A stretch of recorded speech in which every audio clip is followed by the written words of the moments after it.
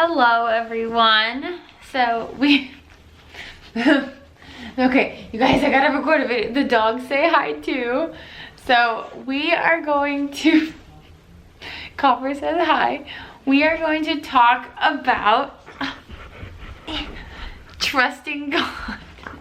Sorry, I'm in like my makeshift office space because we don't have it set up yet and my dogs think I'm playing with them. But I promise we're gonna talk about being in your season of waiting and kind of what that looks like, and hopefully I can offer you some encouragement as to just this season of life that you're in, and hope to basically give you some motivation and help you to keep going and not give up. So something that I talked about this morning on my TikTok was I asked everybody, what do you want from God? Like, what are you asking God for right now? What is something that you need from him?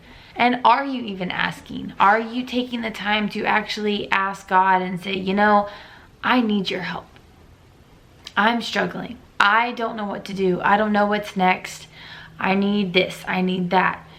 And really be intentional with the things you ask God, because I find so often, even with myself, that I may be asking for something, but I'm not really asking for it, if that makes sense.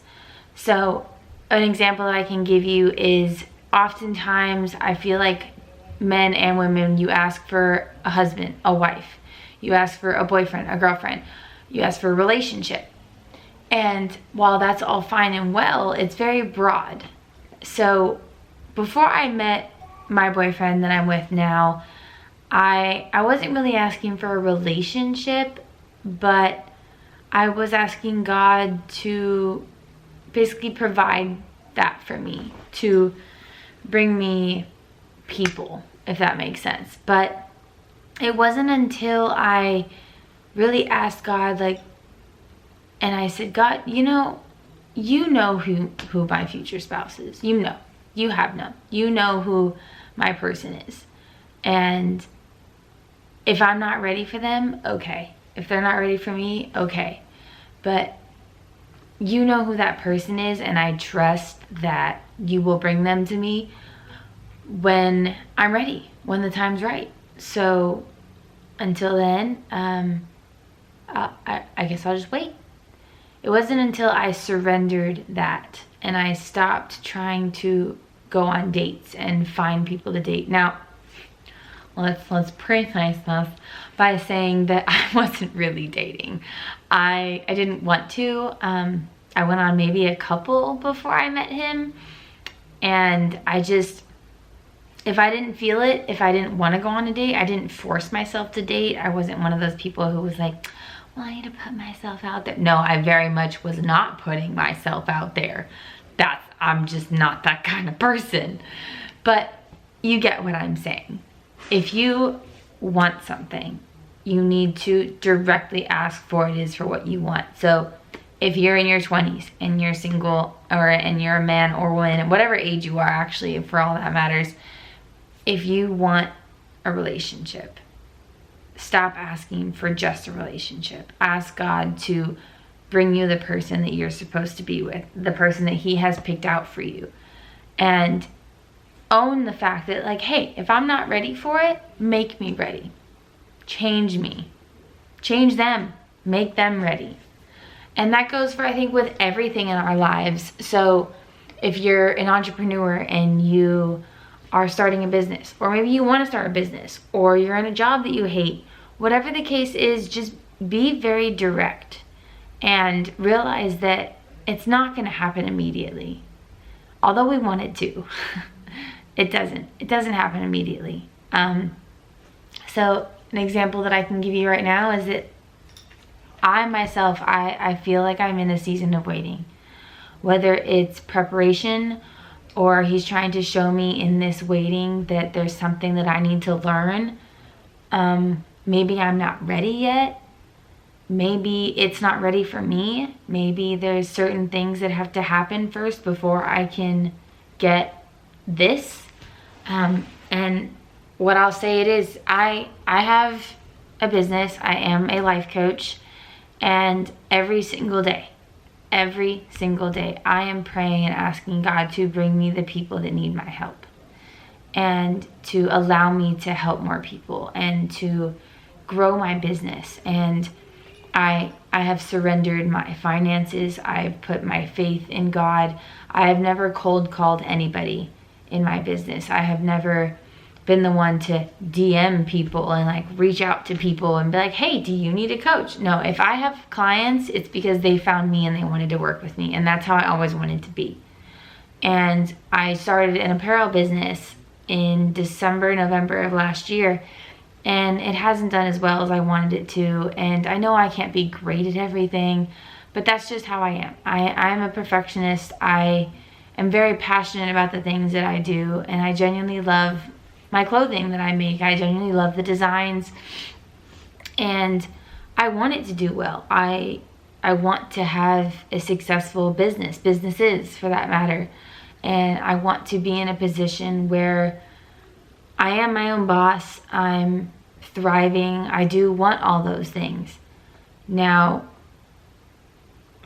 I know that it takes time.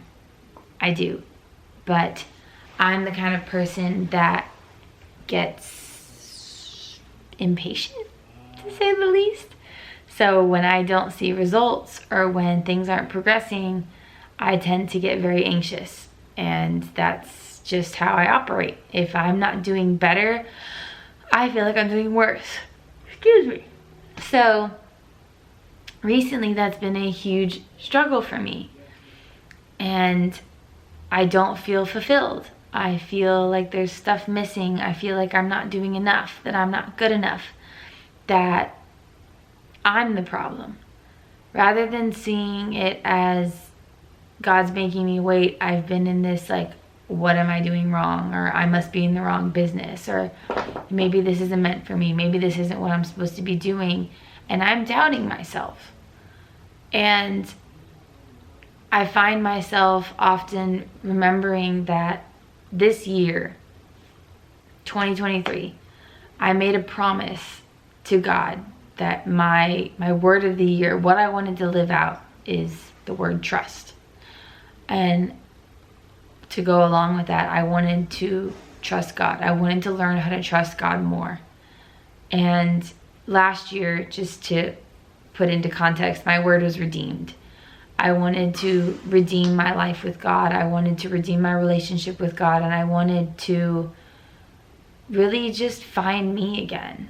And I did. I can say wholeheartedly that by the end of 2022, I felt redeemed. I was rebaptized earlier in the year of 2022. I moved to North Carolina.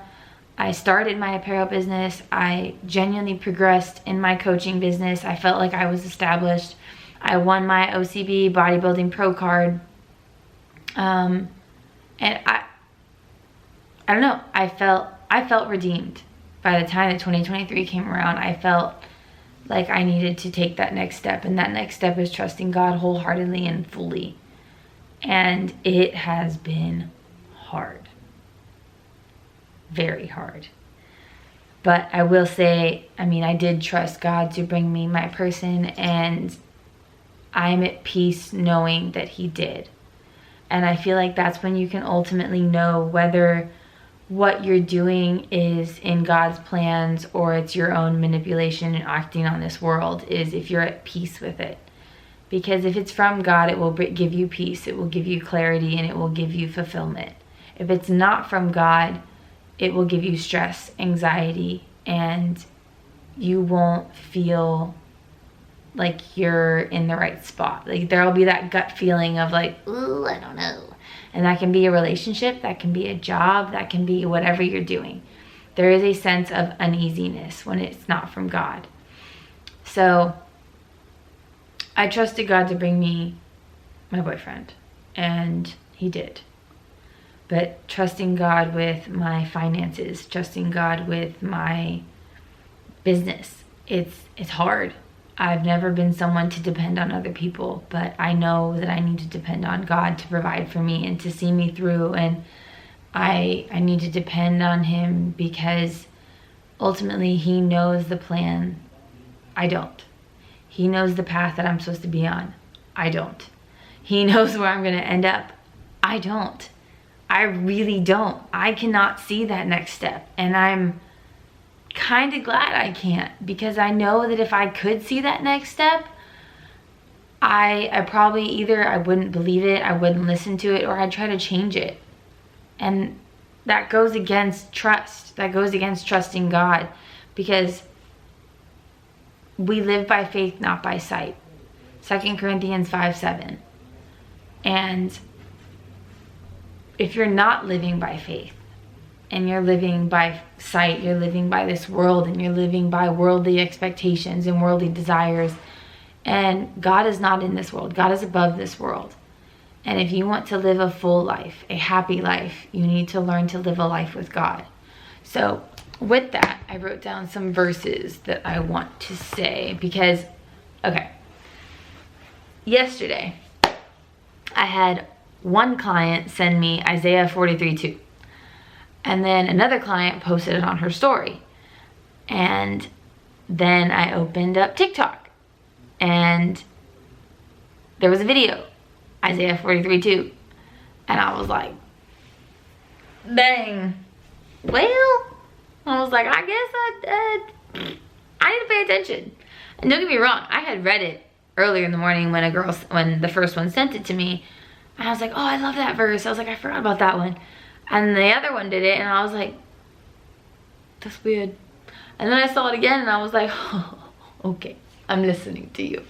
So Isaiah 43:2, this is the NLT version. When you go through deep waters, I will be with you. When you go through rivers of difficulty, you will not drown. When you walk through the fire of oppression, you will not be burned up. The flames will not consume you. That verse is the epitome of God telling us to trust him. He is saying that no matter what happens, no matter what you go through, no matter all the things that are meant to destroy you, you will not fail. You will not fall. You will not drown. You will not burn. Because God is with you, and God is going to protect us, and God is going to provide for us, and he's going to see us through no matter what the world says, no matter what the world does, no matter how ugly it looks, no matter how bad it looks, how scary it looks.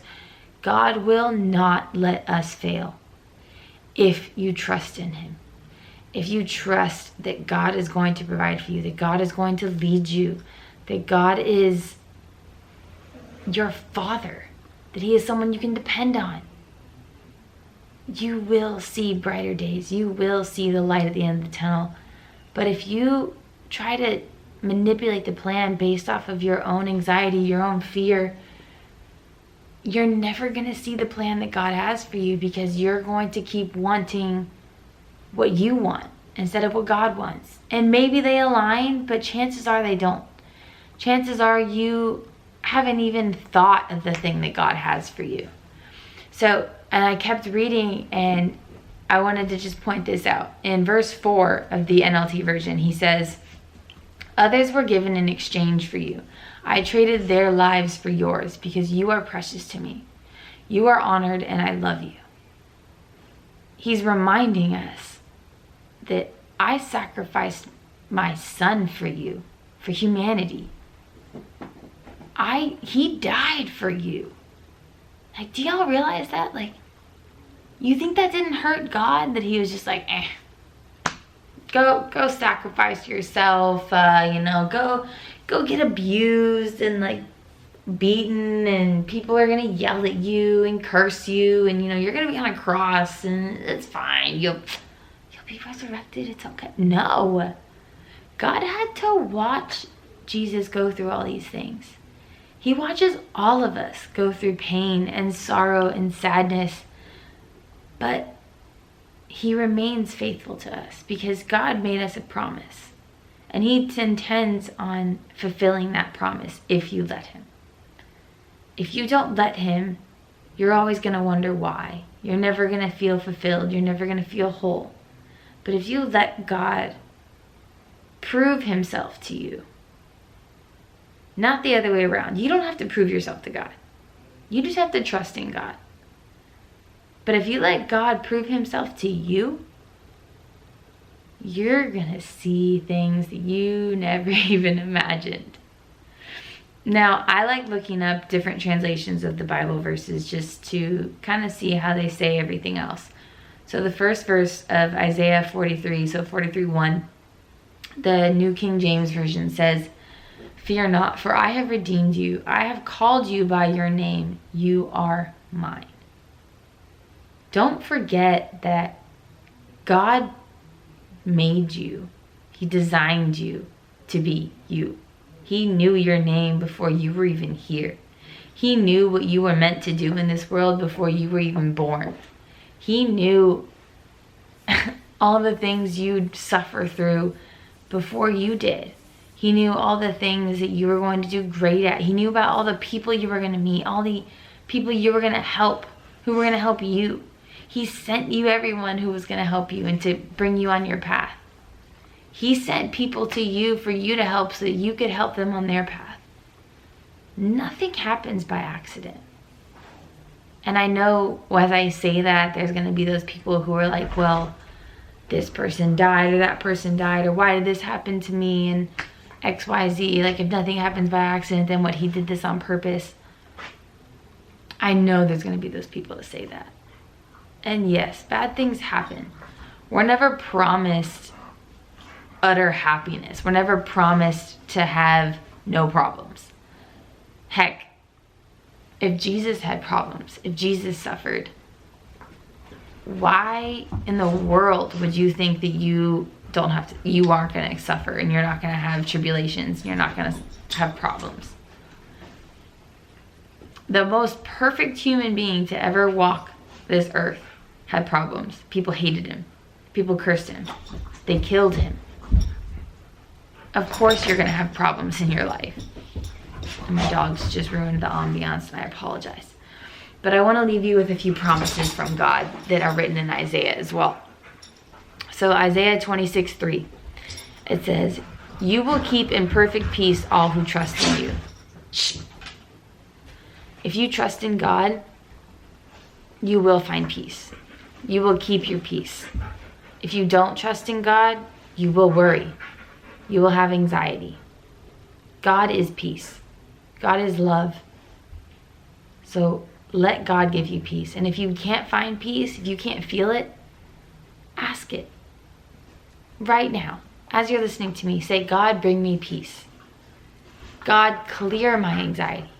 God, relieve me of this stress." He can do it if you let him. He really can. Now, another one, and this is the last one. Isaiah 30:15. "Only in returning to me and resting in me will you be saved. In quietness and confidence is your strength." If you relax and you block the world out and you really, really try to listen to God, and you really try to connect with your soul, things will start to change. Because the reason that we are sometimes separated and isolated is because God's trying to get your attention. The world is loud. The devil is loud. God is quiet. God doesn't need to yell at you. He doesn't need to distract you. He needs to get you alone so that you can hear him. Because there is nothing harder for God than trying to talk over the devil. He shouldn't have to. You exist because God wanted you to exist. All you have to do is listen to him, and he will lead you to where you need to be. Now, you can choose to listen to God, and it may be hard. Or you can choose to let the devil fill your mind with all the things of this world. Because believe it or not, that's exactly what the devil wants to do. The devil wants to get you farther away from God. And when he does, when he fills your head with all the noise, he wins. So I'll leave you with this question. Who do you want to win? Do you want God to win? Or do you want the devil to win? Because you have to pick. You have to pick to be a human of this world or be a child of God. You have the right to choose. You were born with free will. God's not going to force you to listen to him, but he's ready to talk to you when you're ready to listen. So think about that. You going to choose God? Or are you going to choose the world? Till next time, I hope you keep praying.